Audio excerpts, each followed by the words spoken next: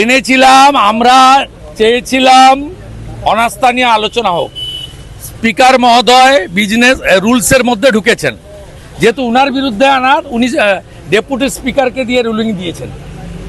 আমরা জানি তিনি হাউসকে চলমান রাখছিলেন যাতে রাজ্যপালের কাছ থেকে অনুমোদন নিতে না হয়। এই কারণেই প্রথমবার 24 সালে বাজেট অধিবেশনে রাজ্যপালকে দিয়ে বক্তৃতা করাননি। আমাদের পাতা ফাঁদে আজকে ডেপুটি স্পিকার মহোদয় পা দিয়েছেন। এরপরে উইন্টার সেশন করতে গেলে ফাইলটা পাঠাতে হবে রাজ্যপাল মহোদয়ের কাছে। বিজেপির পাতা ফাঁদে আজকে পা দিয়েছেন ওরা।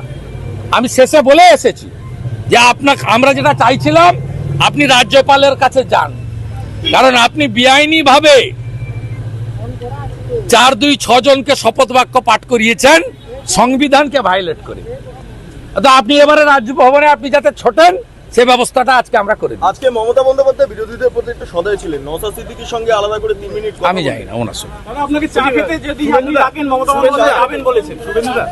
বাংলাদেশ আমি এটা নিয়ে মন্তব্য করব না। নওশাদ ভাই আলাদা দল করেন, তার নিজস্বতা আছে, তো তাকে কেন ডেকেছেন তিনি জানেন। শুধু বাংলাদেশে একটা অস্থিরতা পরিবেশ তৈরি হয়েছে। আপনারা প্রস্তুত থাকুন, 1 কোটি শরণার্থী পশ্চিমবঙ্গে আসবে। বাংলাদেশে হিন্দু কোতল চলছে।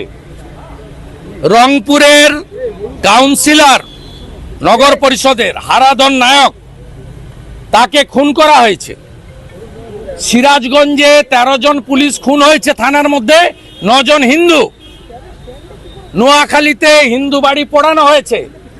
আমি পশ্চিমবঙ্গের মুখ্যমন্ত্রী রাজ্যপালকে বলবো অবিলম্বে ভারত সরকারের সঙ্গে কথা বলুন, কারণ সিএতে পরিষ্কার আছে ধর্মীয় উৎপীড়নের কারণে যদি কাউকে মার খেয়ে আসতে হয় আমাদের দেশ নেবে।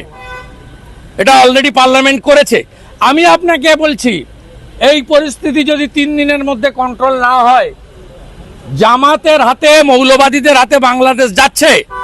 1 কোটির বেশি হিন্দু শরণার্থীকে নেওয়ার জন্য সবাই মানসিক প্রস্তুতি নেন।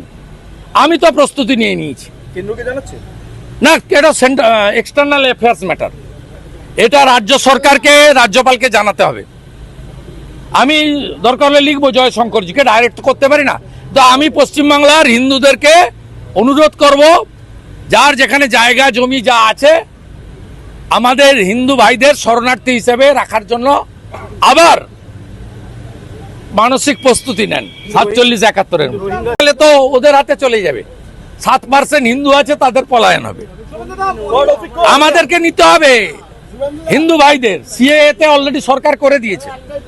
মানসিক প্রস্তুতি রাখুন, 1 কোটি শরণার্থী আসবে ভারত পশ্চিমবঙ্গে। অখিলগিরিকে বরখাস্ত করা হলো। আমি বললাম কি, আমরা গতবারে যখন বলা হয় পশ্চিমবঙ্গের জাতীয় সঙ্গীত, আমরা তখন জনগণমন অধিনায়ক করেছি, আমরা স্বীকার করিনি। আজকে উনাদের ভাষা পরিবর্তন করে বলেছেন এটা রাজ্য সঙ্গীত।